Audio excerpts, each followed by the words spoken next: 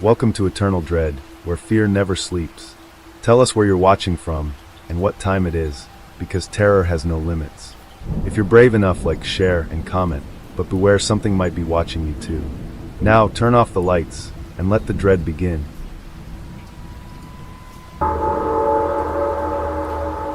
The suicide room. That's what they called room 733. As if I didn't have enough to worry about on my first day as a freshman. We had assigned to dorm room 734, which, it turns out, wasn't one of the nice add-on rooms in the South Hall. No, we found ourselves in the older wing of the building on the 7th floor. I wasn't too bummed out, though. At least they'd honored my request to room with my best friend. Lydia and I spent most of the morning moving ourselves in. By the time our resident advisor came by, I was taping up posters, and Lydia was reading. "Hi girls, I'm Beth," chirped the bubbly blonde girl as she bounded into our room. "I'll be your RA this year." "Hi," I nodded at her. "Wow, you girls really work fast," she said, taking in our made beds and hung up clothes.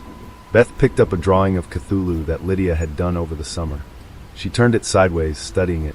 "Is this the Kraken from Pirates of the Caribbean?" Lydia glared at her over the top of her book. "So anyway," the RA continued, "I know our hall isn't as new as the South Hall, but trust me, there's a lot of history here. This building is almost 60 years old." "Yes, I can see that," I said, looking around. "The rooms are pretty small." "Well, people were smaller in the 50s. Beth shrugged. "Really?" Lydia said flatly. "Yep, really." Beth pursed her lips and just continued to stand there, while the room filled with awkward silence. "So," I said, "the corner room next to us, 733, is it? It looks a lot bigger than our room. Is anyone assigned to that room, or could we maybe dash?" "Oh, you don't want that room," Beth interrupted. "There were a couple suicides in there. A hanging, and a jumper if I remember right. They're not assigning anyone to that room. Anyway, I'd just like to remind you that this is an all-girls floor, and guys are not allowed up here after 11. Before we could reply to her, Beth clapped her hands, and with a quick, "Well, nice meeting you," she skipped out of the room. Lydia dropped her book on the bed and stared out into the hall. "I hate her. Did you hear that bomb she fucking dropped? I'm going to call her dumbshit Beth." "Lydia, seriously? Suicides?" "Oh, Becca, relax. Every college campus has a few suicides." "Yeah, but in the same room." Lydia sighed. "Really, who cares? It's not our room." "Yeah, I guess." I turned to study the little window in our room. Can you imagine climbing out of that tiny window and jumping? You'd be alive for at least 5 seconds before you hit the ground. "Oh fuck, Becca, can you not?" Lydia glanced at the window and visibly shuddered. "You know, I fucking hate heights, and just talking about that shit is raising my blood pressure." "We could always move into the suicide room," I teased her. "That one has a window on each wall." "Fuck you." Okay. But seriously, think about it. It would take a lot of commitment to squeeze out of that tiny window. "Yeah, well, remember, people were apparently smaller back then." Lydia mumbled as she pushed her bed further away from the window. Since Lydia was an outgoing and friendly person, we made friends at lightning speed. There were a lot of parties in those first few weeks, at one of which Lydia inevitably met a guy. I'd known the girl since we were in diapers, so I fully anticipated her having a boyfriend by the end of September. His name was Mike, and he wasn't anything special, just your standard frat pledge douche canoe. After about a month on campus, the novelty of college started wearing off. Lydia and I found our stride, and we spent more weekends studying than drinking. Midterms were coming up in a couple weeks, and I was determined to maintain a 4.0 GPA throughout my freshman year. One night in early October, I was woken up by a loud, grinding sound. I sat up in bed and strained to hear it again. Lydia was also wide awake and listening. Slam. "What the fuck?" she mouthed to me. It wasn't unusual for there to be noise in the hallways, since other people came in at all hours of the night. But this sound had definitely come from next door, the corner room. "Grind. Is that Dash?" "Yeah," Lydia whispered. "That's the window next door." At Lydia's insistence, we kept our window closed at all times. However, there was no mistaking the sound of the window in room 733 being opened and closed again at regular intervals. Slam. "Who's in there?" Lydia shrugged. "Is someone fucking with us? Is this like initiation?" Lydia raised her eyebrow at me. "Initiation to what?" "I don't know. College? Maybe they're hazing the freshmen?" Grind, it opened. "Who is hazing freshmen?" I shrugged. Slam, it shut. "Becca, I love you, but that was fucking stupid." I threw a pillow at her. Well, whoever it is, go tell them to knock it the fuck off. Me? I'm not risking being thrown out a window. Grind. Well, I'm not doing it. I'm an art major. You're a political science major. You go lay down the law. Fuck that. Then call dumbshit Beth. Isn't this the kind of nonsense she should deal with? Slam. I'm not calling her. Don't you put that evil on me. Fine, Lydia whispered loudly. Then we'll just have to ignore it. I have class at 7:30. I whispered. Grind. Then do something. Ugh. I got out of bed and stomped to the door, threw it open dramatically, and went down the hall to pound on the door to room 733, which simply said supply room. People are trying to sleep, please fucking stop. I said when there was no answer. Slam. Dude, seriously? I sighed. I stepped back from the door and immediately noticed problem. Room 733 was padlocked shut from the outside. I hurried back to my room. What happened? Lydia asked. I'm not going anywhere near that fucking room again. It's locked from the outside. I don't know how anybody could get in there. So, you're saying it's a spooky ghost? She laughed. No, I'm saying there is creepy shit going on inside a room colloquially called the suicide room. Lydia scoffed and rolled over to go back to sleep. You should have been a drama major. We didn't hear the window next door again that night, but the next morning you could clearly see from outside that both windows in the corner room were now wide open. I watched the windows on room 733 for an entire week, but they remained open. Occasionally at night, I thought I could hear a noise next door like marbles dropping and rolling across the floor. Since it never woke Lydia up, I didn't bother to say anything. One afternoon, I was alone in the dorm editing notes on my laptop. I had my headphones in, but the music wasn't loud enough to cover the noise of someone knocking on the door. Come in, I said without looking up from the screen.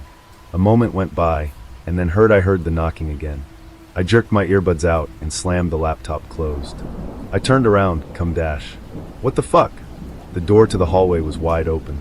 I'd left it open on purpose since Ian, a junior I was dating, was supposed to be stopping by. I heard the knocking again from behind me, and literally jumped out of my chair. It had come from the other side of the room, the closet door. It was the closet that shared a wall with room 733. Lydia, you're not fucking funny. Nothing. Lydia, I swear to God, I will punch you in your face. Silence. I walked over to the closet door and grasped the handle. Lydia, you're a fucking dash. A fucking what? Her voice came from the doorway, behind me. I let go of the doorknob and stumbled back, wide-eyed. Lydia threw her stuff on the bed and turned to me, crossing her arms. I'm a fucking what? I thought you were hiding in the closet. I said lamely. What? Why? Because someone was knocking on the door. Jesus, Becca. Lydia rubbed her forehead and walked over to the closet, throwing open the door. There was nothing there but clothes and boxes. She made a swipe of her arm as if to say, What now? I swear, Becca, there's no one here. I know what I heard. We glared at each other until our little standoff was interrupted by the timely arrival of Ian. He immediately sensed the tension in the room. Hi, ladies. What's new? I gave my roommate a hostile look. There's strange shit is going on in that room next door. But that's not new. Which room? 735? Or the empty one? The empty one. Lydia emphasized. 733. Yeah, I'm not surprised. That's the suicide room. Right, we heard about the deaths. I sat down on my bed. Yeah, it's pretty fucked up. 3 suicides all in one dorm room. 3? Lydia raised her eyebrow. We were told there were 2. Well, there were a couple people in the 70s, and then some guy about 10 years ago. He jumped out the window. Lydia and I both shuddered. Although she was much worse, we were both terrified of heights. A falling death was about the worst thing I could think of. I will admit that 3 suicides in the same dorm room is fucking disturbing. Lydia said in an apologetic tone. Yeah, I heard there's something in that room. Ian said. Like what? No one knows, but every year someone has a new theory. Usually right around Halloween something gets published in the campus paper. Whatever is in there, though, it ain't friendly. So, has anyone ever killed themselves in the neighboring rooms? Like this one? Nah, just 733. Honestly, I was surprised when I heard they were opening the North Hall this year. They told us we were the biggest incoming freshman class in 20 years. I said absent-mindedly, yeah, I heard that too. You know you could request a room change. Ian sat down on the bed next to me, and I leaned against his shoulder. Yeah, but they wouldn't keep us together. Lydia cut in. Becca and I have been best friends for 15 years. We can't room with other people. So should we just keep living here next to Satan? I glanced at the closet door again. Lydia shrugged. At least we'll have some stories to tell after graduation. These aren't the kind of stories I want to tell. A few days later, Lydia began to believe my closet story. I woke up in the middle of the night to the sound of someone whispering. I looked over at Lydia, who was already staring at me with wide eyes. She slowly brought a finger to her lips. I listened intently, trying to hear what the voice was saying and where it was coming from, but I couldn't understand even one word. I got out of my bed and tiptoed over to Lydia's. The whispering was definitely louder over there, but then she shared a wall with room 733. I listened harder. Never taken mouths of fools. What the hell? Lydia leaned over and put her ear up to the wall. The whispers suddenly stopped, and I leaned closer. Suddenly there was a loud bang from the other side. Lydia immediately recoiled and clutched her ear in pain. Someone was in there. Suddenly more angry than scared, I again threw open our door and stomped over to the supposedly empty supply room. I banged on the door loudly, not caring who else I woke up at this point. Are you fucking kidding me? I yelled at the door. This shit isn't funny anymore. Come out of that fucking room, you asshole. Silence. And then the doorknob started to turn. I don't know what I'd expected to happen, but it wasn't that. I backed up so far from the door that I ran into the opposite wall. When the handle had turned all the way down, something started to push from the other side. The door groaned loudly, but the locks held. I held my breath until the pressure on the door subsided, and the handle slowly returned to its normal position. I noticed Lydia peeking her head out of our room. She held up her hands as if to say, what happened? Someone thinks they're funny. I answered her out loud. She shook her head and disappeared back into our room. I knelt down on the floor and brought my head down to the carpet, peering under the door crack. It was the first time I had seen into the corner room. Room 733 was definitely a supply closet. There were chairs stacked along one wall and bed frames along the other. A few rotting mattresses were piled under one of the windows, and a thick layer of dust covered everything in the room. The windows were absolutely huge, which was something you couldn't really tell by looking up at the building. They were open as always, and I could definitely see how someone could easily climb through them to the outside ledge. The room didn't look like it had been disturbed in a couple of decades, which sent a shudder racking through my body. The moonlight, which had been providing enough light to see into the room, suddenly vanished, and I saw only pitch black inside. I blinked rapidly, trying to adjust my night vision. I squeezed my eyes shut, and when I opened them, a large yellow eye was looking back at me, only a few inches away from my face on the other side of the door. I screamed and woke up half the dorm. There was no denying that things were escalating. The next morning, Lydia and I put in dorm change requests with resident services and hoped for the best. In the meantime, we agreed to never be alone in our dorm room at night. Either we both spent the night at home, or neither of us did. We started spending most nights with our respective boyfriends. I told Ian everything that had happened, and he suggested I maybe talk to the campus paranormal society. I hesitantly made an appointment, and Lydia and I met with a small, cleanly dressed kid named Craig and 4 of his colleagues the following Tuesday. We told them everything we could remember, every incident, no matter how small. Craig and the 4 other members of the paranormal society sat quietly and took notes for half an hour. It wasn't until we finished that anyone spoke. Is that all? Craig asked. Yes, I said slowly. Would you mind waiting out in the hall for a few minutes so that I may confer with my colleagues? Sure. Lydia smiled indulgently and stood up. Whatever you need. The door had barely shut behind us when Lydia snorted and rolled her eyes. Let's go. Go where? I asked. Are you serious? Lydia, come on. We need help. I am freaking out. We haven't stayed one night in our dorm since Thursday, so this isn't something we can just brush off. Okay. She threw her hands up. Let's hear what they have to say, and then we can go over to resident services and check on our move requests. We loitered out in the hallway for another 15 minutes before Craig came out and asked us to come back and take a seat. With all the pomp and circumstance of a meeting of Parliament, Craig cleared his throat and made his diagnosis. What you're dealing with, ladies, is a very angry ghost. Is that your professional opinion, Craig? Lydia said. I shot her a look. Why, yes, he stuttered. A vengeful spirit dash. A spirit? I asked. I very much doubted that that's what we were dealing with. Yes, answered one of the not Craigs. That's ghost to the layperson. Jesus Christ. Lydia groaned and rubbed her temples. Mistaking Lydia's frustration with despair, Craig rushed right into his speech. Don't be afraid, ladies, we're going to take care of you. It's true that spirits can be quite a headache if you don't know how to exorcise them, which is why it's good you came to us. Suicides almost always result in angry ghosts. They need revenge. Revenge on whom?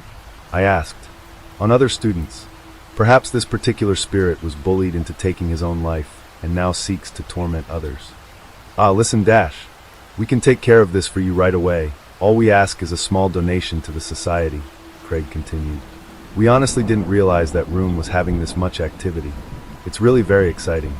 Great, well, thank you for your time, Lydia said as she grabbed my hand and pulled me out of my chair.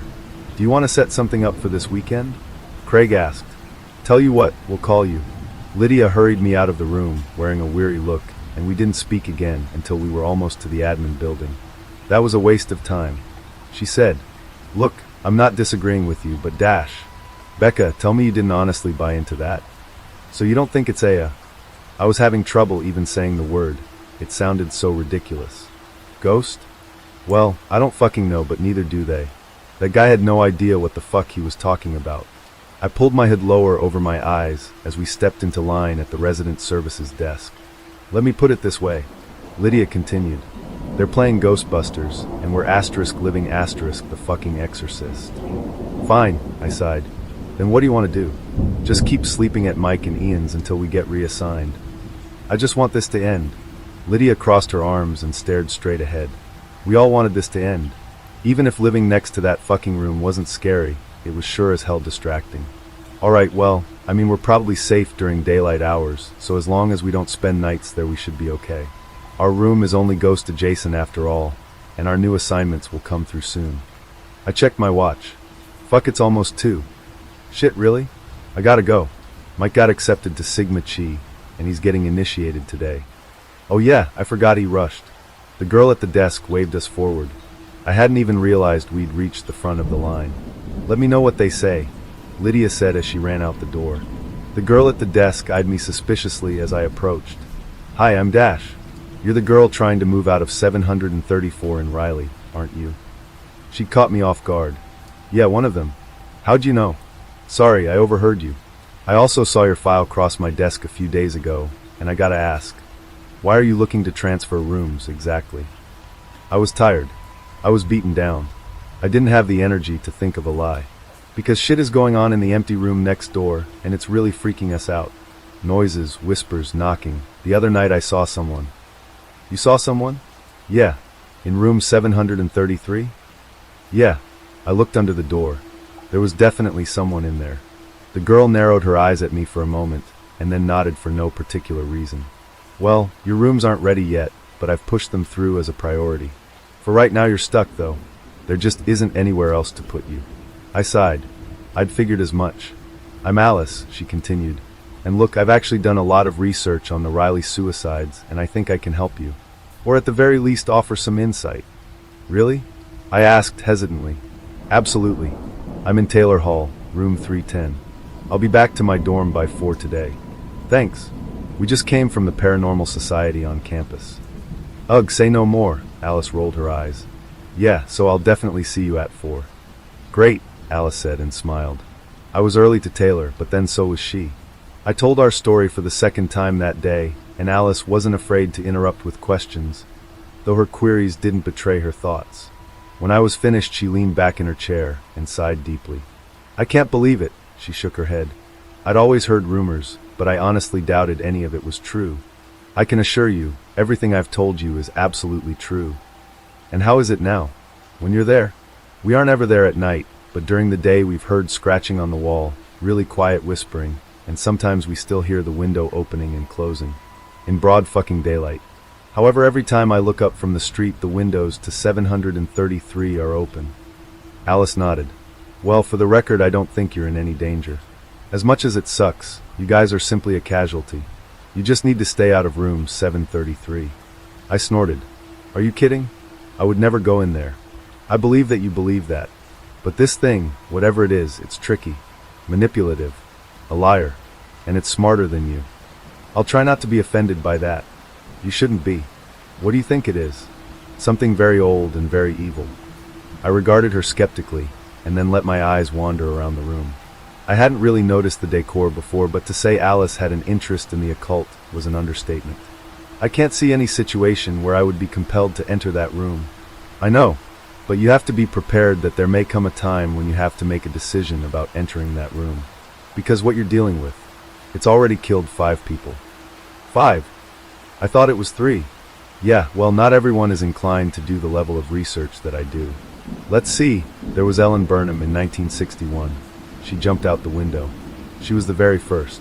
And then Tad Collinsworth in 1968. He jumped too. Marissa Grigg in 1975. She hung herself. Erin Murphy in 1979. She jumped. And then Eric Dowson in 1992. He hung himself. 5 suicides. How could the university still let people live in there? They don't, apparently. That's why it's a supply room. And back then, well, every few years, once everyone who would remember had graduated, the room would be reassigned. This was before the internet, and the incoming freshmen were clueless. But after that last one, Eric Dowson, they closed the entire north hall of the 7th floor and built more rooms onto the south hall. So what does it want? Alice shrugged. Chaos. Death.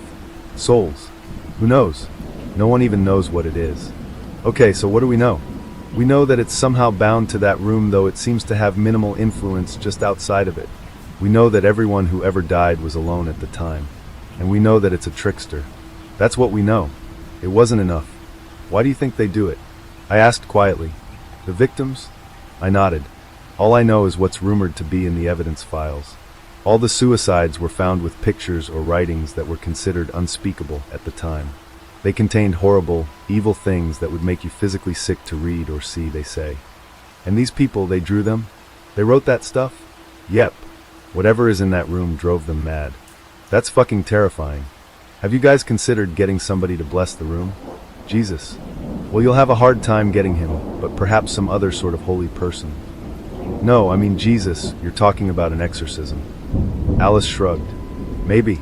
The rumor in the 70s was that this all started with a Ouija board game gone wrong in 1961. Really? That shit's made by Hasbro. Not in the 60s it wasn't. Anyway, it's just a rumor. The only person on campus who would know is Tom Moan, an admin. I've tried to talk to him before, but he refuses to see me. Did he go here in 1961? Yes. And he was staying in Riley. We need to talk to him. I need to know what the fuck is happening, or I won't be able to live the rest of my life as a well-adjusted person. I suppose we can try to chase him down on campus. Can we talk to him tomorrow? We can try. Mr. Moan wouldn't see us that day or the next. We tried to catch him on his lunch hour, and then again while he was leaving work, but he got around us every time. It was soon clear that the old man was actively avoiding us. Lydia and I had seen little of each other since we'd continued to sleep in other dorms. I went back to our room twice a day, once in the morning and once in the afternoon. Usually the other room was silent, but that didn't make me feel better. I could always sense something on the other side of the wall, somehow watching me. It felt like the calm before the storm. The Thursday before Halloween, I came back to the dorm to shower in the evening, much later than usual. I'd seen Lydia that afternoon, and she'd informed me that she had enough clothes stored at Mike's to last until graduation, so I knew I'd be there alone. I showered down the hall in the safety of the bathrooms, and then walked back to my room to change.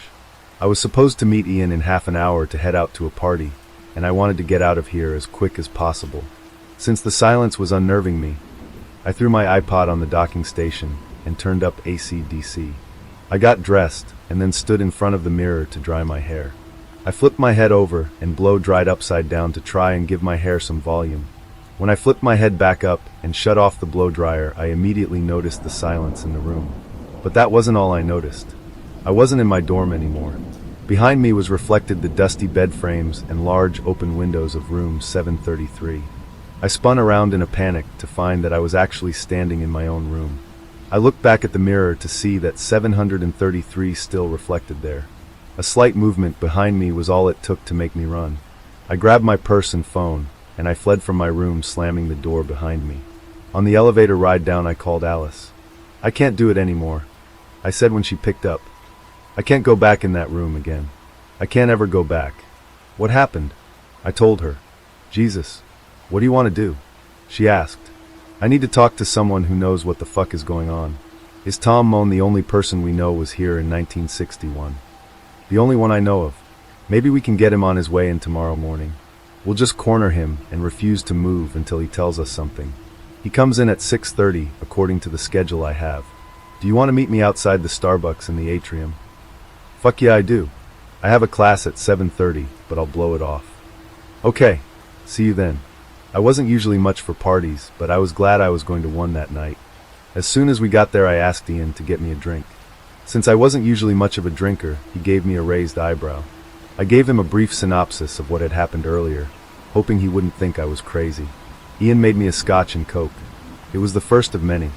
Around midnight, I went to have a cigarette and checked my phone. I had a voicemail from Lydia left at 11:04 p.m. Hey Becca, listen, I just had a huge fucking fight with Mike. I guess his frat decided that for Halloween this year all the new brothers have to spend the night in the suicide room. In our dorm. I can't fucking take it. He knows what's been going on with us, and he still agreed to do this. He's now trying to convince me that Sigma Chi is behind all of the stuff going on in room 733, because they've been trying to drum up buzz for their Halloween deal. I can't dash. I hit end, and threw my phone in my bag. No wonder Lydia was pissed. This was not good. Not good at all. I found Ian inside and asked him to take me home. I was suddenly very stressed, very tired, and very drunk. When the alarm went off at 6 a.m., it took everything I had to pull myself out of bed. I got dressed in the clothes I'd worn the night before and shuffled my way across campus to the atrium. Alice was already there with a black coffee in hand. I figured you'd need this, she laughed. How'd you know? Your texts. I texted you last night? Yeah, at about 1.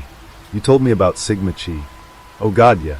I pushed my sunglasses higher up my nose and pulled my head lower over my eyes. Those guys are idiots. Remember how I told you that it's crafty?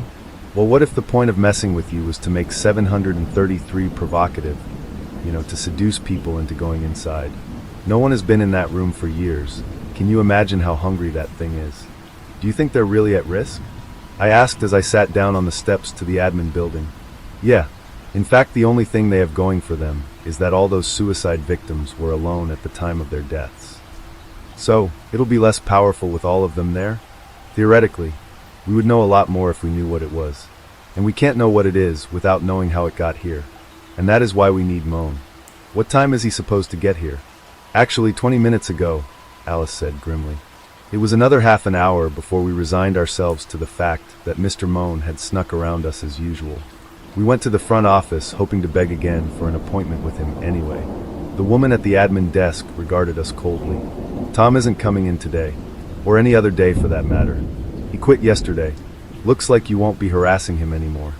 We weren't harassing him, I said. We just desperately needed to talk to him. We still do, added Alice. Well, you won't get any of his personal information from me, she said snidely and walked away. What the fuck do we do now? I asked Alice. Without Tom Moan, there's nothing left to do. Alice, fuck, I can't go back into that room.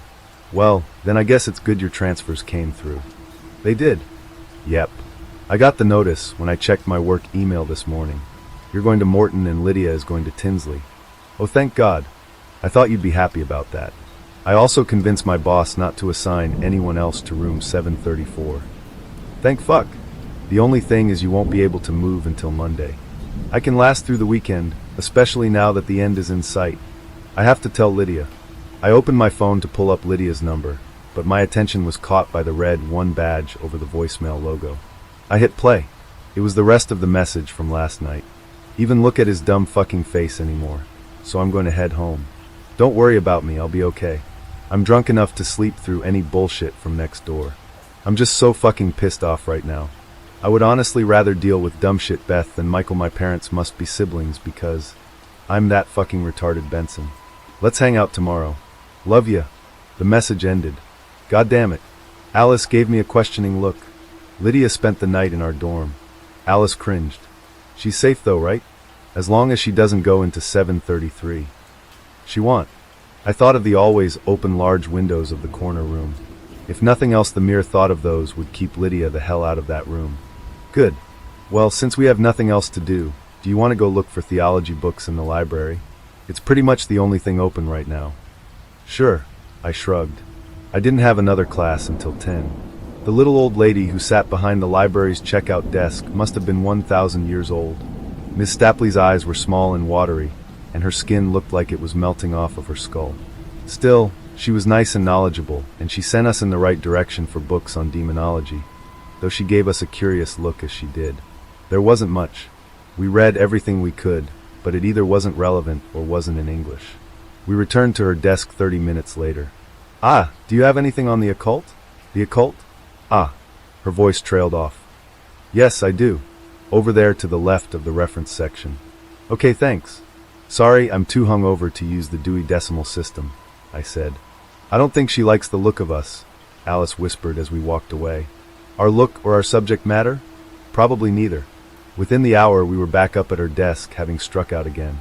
We could tell she was getting annoyed as her eyes narrowed suspiciously at us as we approached. "Ah, sorry. Do you know where we could find something on seances or Ouija boards or Dash?" "Now listen, girls." Miss Stapley stood up from her desk and looked over her glasses at us. "I really hope this is for class." "It is," I said. "It's not," Alice answered simultaneously. "It's personal research." "Research? What kind of research?" "Look, we're not going to mess with a Ouija board or anything," I said. "Good." Miss Stapley smoothed her pleated pants and sat back down. "Because I can't have that sort of thing going on here again." "Again?" Alice latched on. The older woman suddenly looked very uncomfortable and started fidgeting with a stack of books on her desk. "We may have something on seances in Dash. Miss Stapley, we're researching what happened in Riley in 1961. Alice interrupted. "And also what's been happening there ever since." "Well, it's no secret, is it? A student committed suicide in that room. Dreadful, but not unheard of on a university campus. 5 students. I corrected her. "But you know that, right?" Alice was suddenly talking very fast. "Because you sound like you're well versed in this story. Please, tell us how this started, and we might be able to end it." "End it?" Miss Stapley's voice became quieter, but more concentrated. "Don't be so arrogant, young lady. You can't end it. People have always died in that room, and they always will. There is no end to it, so you'd best stay far away from it. But maybe if we knew how this all started, Dash. It started just as you think it did. But everyone that was involved is either very old or very dead by now. Just stay away from that room. Concentrate on your studies." I leaned over her desk. "Well, I'd love to, but they assigned my friend and me to the room next door. Maybe you can forget about all the suicides, but we can't. They won't fucking let us." "Young lady, I never forget." Miss Stapley's voice was even quieter now. "My friend Ellen was the very first to be killed in that room. She was my very best friend, and not a night goes by that I don't imagine her wiggling out of that tiny window, standing upon the cold ledge in her bare feet, and jumping off the 7th floor of that building." Alice sighed. "I'm really sorry.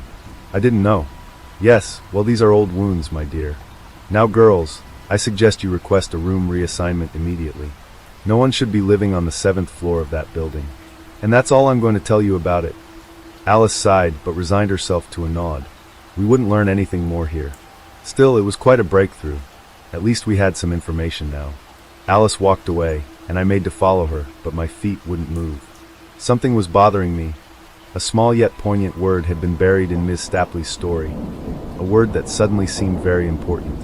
Miss Stapley," I asked the tired old woman at the desk.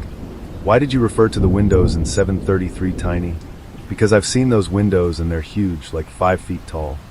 "Dear, you're thinking of the corner room. That's the supply closet. Room 733 is next door to that." No, I stuttered. "That's room 734. "Yes, well, it is now. When they built the additional rooms onto the south hall, they moved all the room numbers down." "Oh my God." I suddenly felt very hot and very dizzy. "That sneaky fucker," Alice whispered next to me, her skin paling. "Lydia." We took off across the campus at a dead run, witnessed only by the few bleary-eyed students on their way to morning classes. When Riley finally came into view, I stumbled on the pavement as my blood turned to ice. From our vantage point, we could clearly see the windows of the corner room were closed. The first and only time I had ever seen that way, and the window to my room was open. We ran into the lobby, pushing past several latte-sipping, Ugg boot-wearing freshmen who had just gotten off the elevator. I hit 7 and watched the doors close more slowly than they ever had before. I leaned against the wall, trying to steady my breathing. "Alice, how the fuck did this happen?" "I don't know. I don't fucking know." She's been in there all night, Alice. In our room. Alone. Alice shook her head, but had nothing to say. When the doors finally opened on floor 7, we saw a quiet, deserted hallway. I ran toward my room with Alice right behind me. Rounding the corner, I threw open my door hoping it wasn't locked. And it wasn't. Lydia looked back at me, and for one breathless moment, cruel glimmer of hope crossed over her tear-streaked face. But it was too late. The next second, she leaned forward so slightly, and she was gone. She screamed the entire way down. Alice ran to the ledge where Lydia had just been while I stood motionless. She stuck her head out the window and looked down just as a different kind of screaming started from the bottom floor. Alice closed her hand over her mouth and pulled her head back into the room as tears of shock ran down her ghost, white face. The screaming from outside got louder as more people saw what remained of my best friend on the cold pavement. I leaned back against the dresser and slumped to the floor. A falling death. Lydia never wanted a falling death. I absent-mindedly picked up one of the pictures that were strewn all over the floor. It was a picture of Lydia's mother. She was dead. I picked up another picture. It was Lydia's baby sister. She was dead, too. There were dozens of pictures just like it all over the floor. Lydia has been busy last night. As for the things depicted in them, I cannot tell you. Lydia was a talented artist, and I only saw a few before I got sick on the floor next to me. Alice was standing in the doorway, yelling something down the hall. I don't know what she was saying, because all I could hear was a high-pitched whine in the room. Suddenly a piece of paper slid out from under the crack in the closet door and glided across the floor toward me. I picked it up and studied it for a moment. This was drawn by Lydia too, but it wasn't like the others. It was a picture of the closet from my exact vantage point. In the drawing the door was cracked, and there was something looking back from the darkness. I put the paper down and studied the closet. The door was cracked open, just like the picture. I squinted my eyes and tried to see inside. Just as I started to distinguish the defined lines of a long face looking back at me, Alice pulled me to my feet. "We need to get out of here," I thought I heard her say. I never went back into that room. My parents moved my things, and I spent the rest of the semester in an apartment off campus. I transferred to an out-of-state school for my spring semester and finished my degree there. Every night I dream of Lydia pulling herself through the tiny window, shimmying out onto the cold ledge, standing up and knowing there's nothing between her body and the terrifying abyss in front of her. I watch her look down 7 stories to the black pavement below and realize, though not accept, her terrible fate. I see the blind horror cross her familiar features. I hear her wildly pounding heart, desperately trying to race through every beat of the life she should have lived, and knowing it has only mere seconds. I watch her look back at me, and I watch her fall. It's been 9 years since that night, and every fall semester for 9 years I've called resident services to see which dorms are open for new student assignments. Riley is always open. The 7th floor is closed. This year life and work got in the way, and I called much later than usual. I was put on hold immediately. Resident services. A man finally answered. "Were you the one asking about open rooms in Riley?" "Yes, that's me. We're entirely filled up, and there's a waiting list for Riley. But, as it happens, you actually have great timing. I make no promises, but we may be able to get you in. We just got approval this morning." "Approval for what?" I said slowly. "We're opening up the 7th floor." I work at an amusement park where only half of the actors are actual actors. After yesterday's chaos, my time at work today was surprisingly peaceful. However, the knowledge that I would be meeting my manager later hung over me like a specter. On my way to the sock puppet's cage, I picked up my backpack, which I had left next to the restroom's door yesterday. I by no means wanted to go in there alone, so I just hurriedly snatched it up from the ground and got on my way. After my routine with Mr. Scratch, I went for the stagecoach to see Nathan. I have noticed that whenever I would come to visit him, he would drop his usual gloomy and grim demeanor and take on a more lively personality. I've grown very fond of him over these last few days. He's a huge motivation for me to keep doing what I'm doing, and even though he keeps denying that there's a way of saving him, I've made it clear that I won't stop trying. I brought him some candy, as always, and a book for him to entertain himself. "You're spoiling me," he said with a grin as he unwrapped a piece of bubblegum. "No, but seriously, thanks. You don't always have to bring me stuff though, you know. I appreciate the company most." I smiled at him before in a more serious manner, informing him about Dale's invitation. Nathan thought for a while, pensively chewing on his gum. I looked at him attentively. Just sitting and talking to him, It's pretty obvious to me why Dale would like him so much. Nathan might be disheveled and smelly due to him being forced to stay on the carriage, but it doesn't obscure his good looks. He is very handsome in a fragile, soft way. I know it sounds stupid, but I cannot stop comparing his eyes to that of a cow. They look so gentle and soulful. Something about him makes me feel like if I touch him, he might shatter like a piece of very fine, thin glass. He's the kind of person one cannot help but feel protective of. There's no use in denying it. I was torn back into reality by a loud pop. I flinched and Nathan grinned at me as he licked up the remains of the gum bubble which had burst on his face. "Did that startle you?" he asked with a mischievous smirk.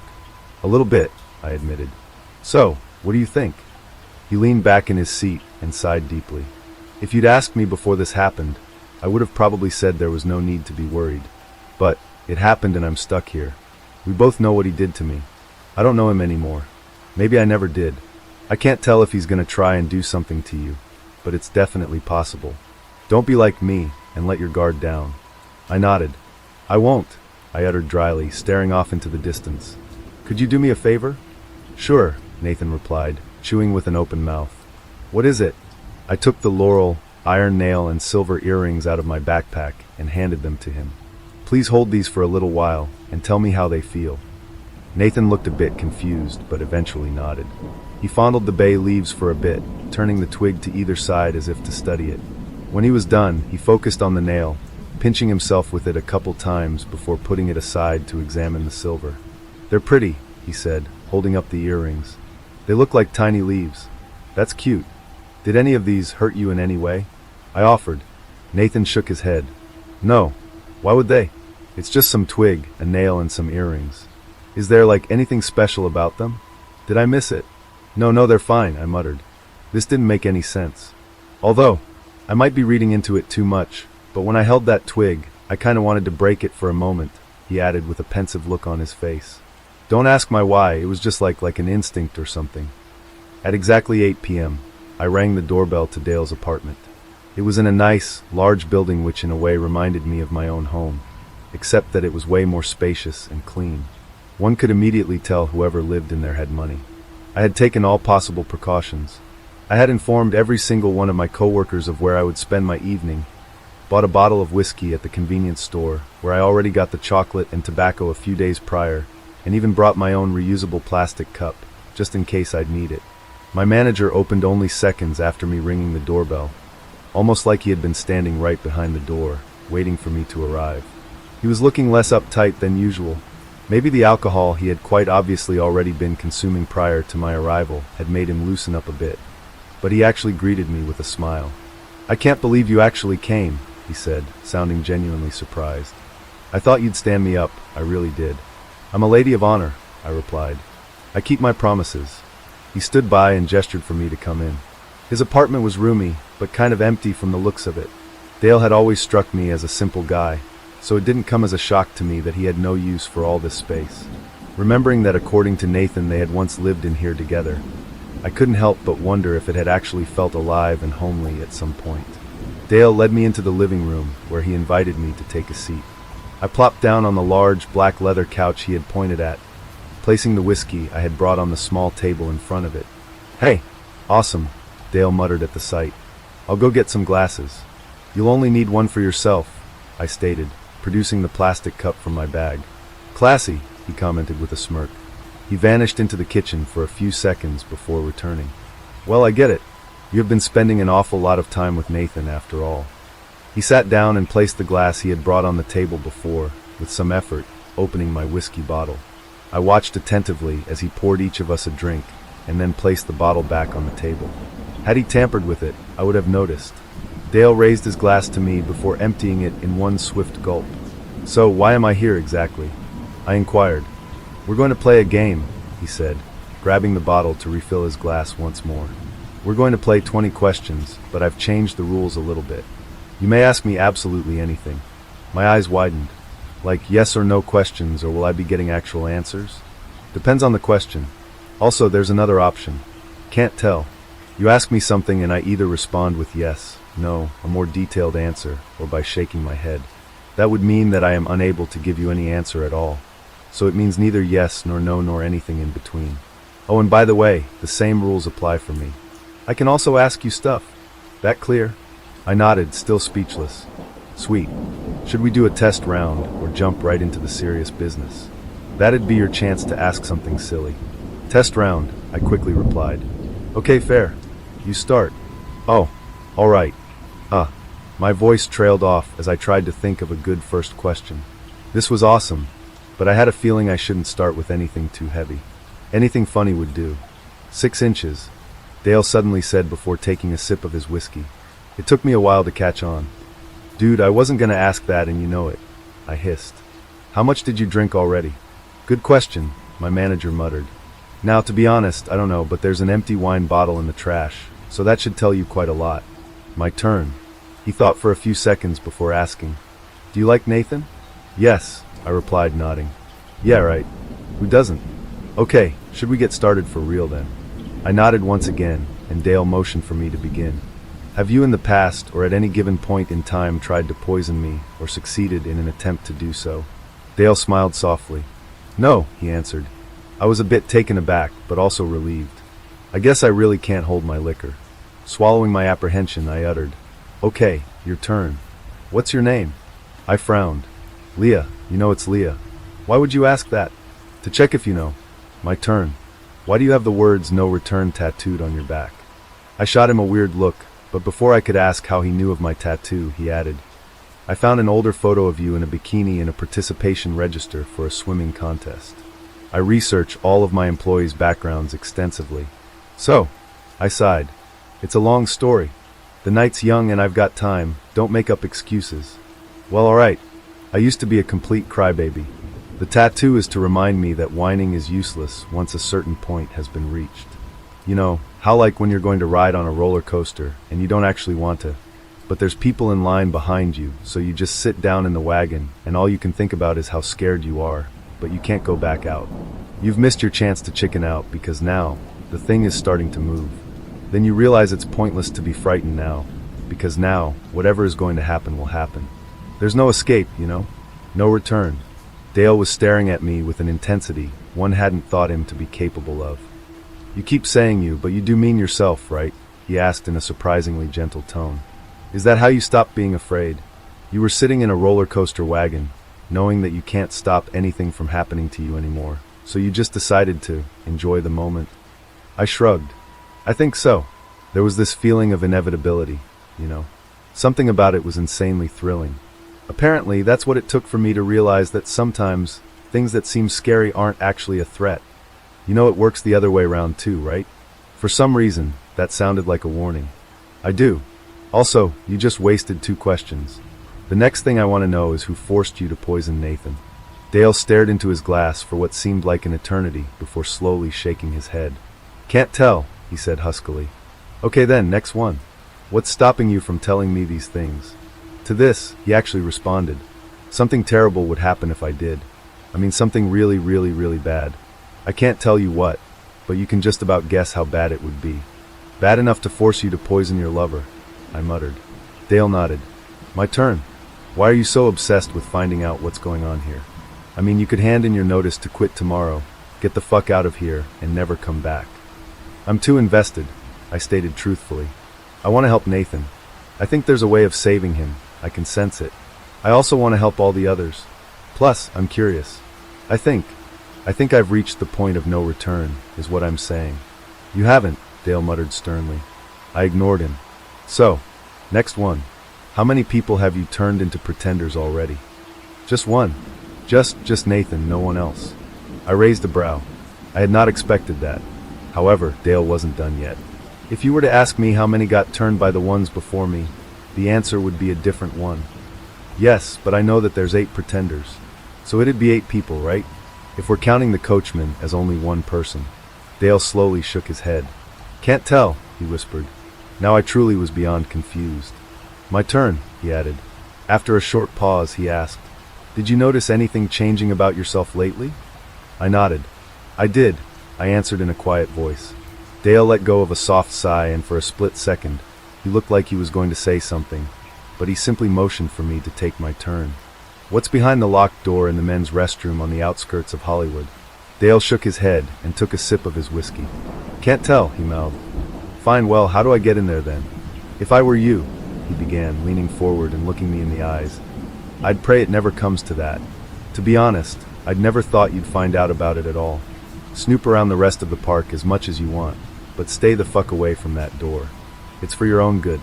In a lighter tone, he added. Also, that was my turn just now. Let's see. Is there a person in the park you really care about? Yes, I mean obviously. I care about all of my coworkers, and most of the pretenders too. I see. What about the laughing cowboy? What about him? Dang it, we just wasted one question each, Dale groaned in frustration. This is hard when you're tipsy. Tipsy? Dude, you were already tipsy when I got here. Now you're simply hammered. Yeah, you're right. What I wanted to ask was, do you care about him? I frowned. Weird thing to ask. Yeah, sure I do. But not any more than for the other pretenders. Are you lying? No. I have no reason to. Dale looked at me with narrowed eyes. I really do think you're lying. Yeah, whatever man. That's another question gone, by the way, so it's my turn. Why do you never talk to Nathan? He deserves closure in my opinion. Dale suddenly grew very stern. He deserves so much more than that. But see, when you've stolen a person's entire life, from someone you love at that, you don't want to think about it, and you most certainly don't want to look them in the eye. At least I don't. He wouldn't understand, but back then I just there. He began to stutter, and his voice trailed off. There was no other way, he finally whispered before raising his glass to his lips and gulping down its remaining contents. What do you think of me? He then asked, looking up at me with weary, bloodshot eyes. I took a deep breath before answering. I think you're not what you seem. I think somewhere deep down, you're a good person. Never mind, scratch that. Maybe not good, but like chaotic neutral or something. You hide behind booze, your douchey attitude and dirty jokes, but you do it all to uphold your smug, tough, devil-may-care front. I let go of a sigh and tilted my head. All in all, I do think you're not a complete asshole, even though you're not making it easy. I swallowed before asking my next question. Am I right? Dale stared at me for a little while. You are, he finally said. But you forgot something really important. I'm a guy who follows orders. Also, I'm a family man. Make of that what you will. He straightened up in his seat. I'm next. When looking into a mirror, is it your reflection you see or someone else's? I didn't know how to answer. I instinctively remembered the strange incident yesterday and how for a second, the reflection in that bathroom mirror had not felt like my own. You're hesitating, Dale remarked.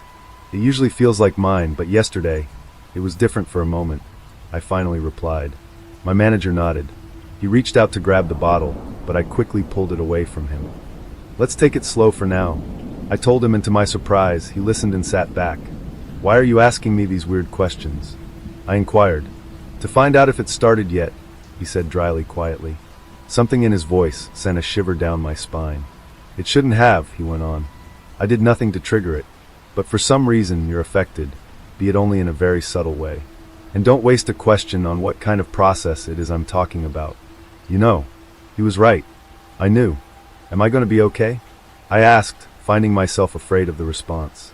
For the first time since I had met him, Dale gave me a genuinely reassuring smile. That depends, but I'll try my best to keep you, the way you are right now. Feel free to keep on investigating. I can assure you it's got little to do with it. He closed his eyes, taking some time to think. Do you have a history of getting screwed over by people, or is this the first time? He suddenly asked very bluntly. I flinched. WH what? I stammered. I don't understand. Dale shook his head. Never mind, I shouldn't have asked that. It's still my turn, I think. Could you give Nathan something from me? It's his plushie. He's had it since he was a kid, and it's still lying around here. I want him to have it back. Maybe it'll help him feel less lonely. At the very least, it'll stop staring at me with its hateful, accusing little eyes. Sure, I'll bring him the plushie, I said, unable to suppress a slight smile. Dale got up and walked over to the pantry, returning with a stuffed stork which he threw at me. I caught it midair, and he sat back down. I admit I was a bit worried. He had seemed rather wobbly on his feet. Why are you helping me all of a sudden? Isn't it obvious? It's about Nathan. As unlikely as it seems, you might find a way to release him. After all, you did find out about the restroom. Who knows what you can do? I'm unable to help in any way. As I said, stuff will happen if I try. But you're not bound by anything. I watch him, and I see you when you come to visit him. Whatever it is you're doing, I think it's working. At least one thing's for sure. The more you know, the more confident you are that there's a way of saving him, and this confidence is what makes him happy. So please, for the love of God, keep it up." This had caught me off guard. I stared at him with wide, incredulous eyes. "How do I know I can trust you?" "You don't. Still, I hope you will. It'll be much easier for both of us. Also, you've got only 4 questions left. Can you try to use them a little more wisely?" I nodded and bit my lip. "Who was standing behind me on Halloween night last year?" I uttered, holding his gaze expectantly. "Upper management," Dale said with a dry chuckle. "We who now claim ownership of this land are aware of and willing to pay the price." "What does that mean?" I can't tell you exactly, but it means I have to obey. It means everyone in my family has to. Is there something in the park I should be particularly scared of, that I should avoid?" My voice had grown low with nervousness. "There is, but I can't tell you what." Suddenly, I noticed something weird. Why are we even playing this game? I mean, you could just answer my questions the normal way. Upper management would know. I'm not sure how, but they always know what I'm doing. They're watching me when they think I might do something stupid. But for some reason, the concept of games is beyond them. When I say that something's just a game, they'll think nothing of it. That's because everything that can be said in a game could simply be a lie. Half-truths and lies confuse them, so, yeah. I still have to be careful, though. That's why I can't answer all of your questions. My last question. Is there anything else you think might help me?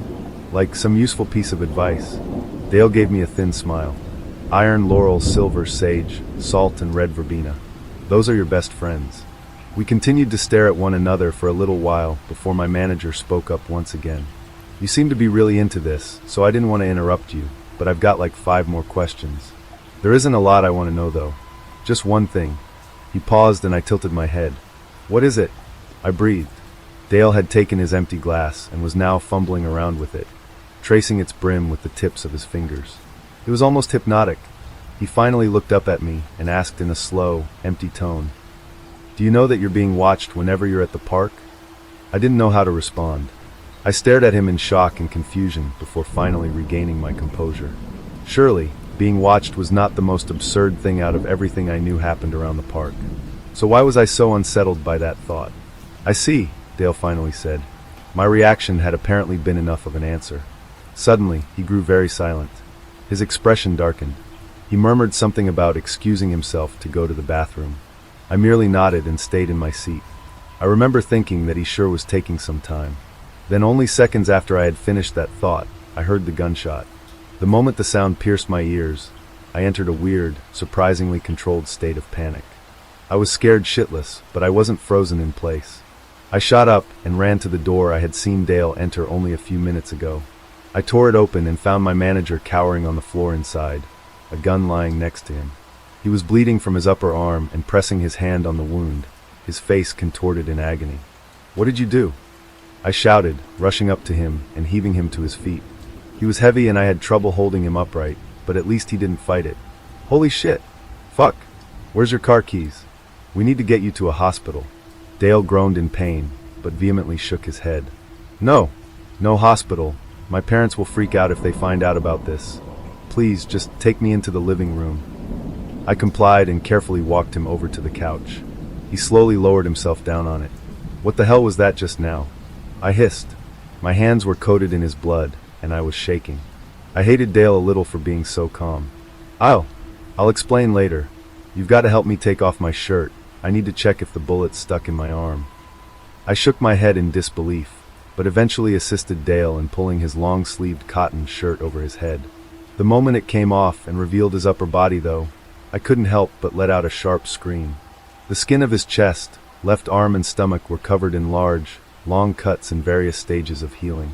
Some were fresh, red, and scabby. Others looked like they had already healed years ago, as there were nothing but thin, white scars left of them. The gashes even overlapped in several places. Still, the words they were forming were legible. It was the same sentence, carved into his flesh over and over again. "My name is Dale." He looked up at me with glazed, hooded eyes. "In case I forget," he mouthed. The rest of the night passed in a bit of a daze. I found that the bullet in fact wasn't stuck in his arm, for it had only grazed him. I later discovered it stuck in one of the bathroom walls.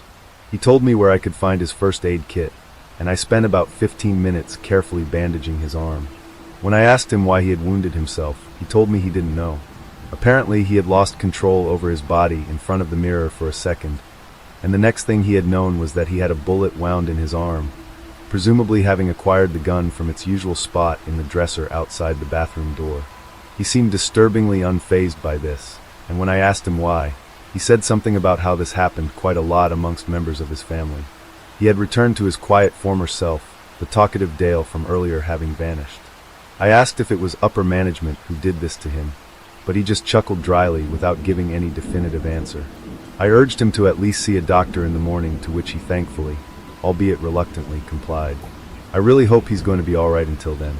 According to Dale, this had only happened to him once before, namely when he had lost control at the age of 16 and ended up stabbing his hand with a fork. I wonder if these fits are a way of upper management to punish people whenever they're giving out too much information about them. Whatever these beings are that are controlling him and his family, they have to be pretty damn sadistic to do this to them. I waited until Dale went to sleep before getting on my way home, not before taking another look at his arm though. To my relief, we found that the bleeding had stopped.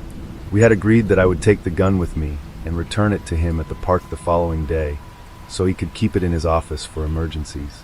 He said he really didn't want it around his home for a couple days, which I found perfectly understandable. Before I left, however, Dale told me one last thing. Check the dresser in the hallway. There's a present for you in there, he mumbled into his pillow. I want you to have it. What is it? I inquired. You'll know it when you see it. You've seen it before, I know you have. He paused to let out a yawn before adding drowsily. Little birdie told me. I did as he told me. At first, I couldn't spot anything familiar in any of the drawers, until I came across a certain object lying on top a bunch of magazines in the lowermost one. It was the old, wood-handled revolver. I had arranged with Mitchell to pick me up after 2 hours. I had figured that would be enough, and it turns out I was right. When I stepped outside Dale's apartment building, I found his car parked right in front of it on the sidewalk. I got in and plopped down on the passenger seat, sinking into the cushions with a deep sigh. Your ride's been awaiting, milady.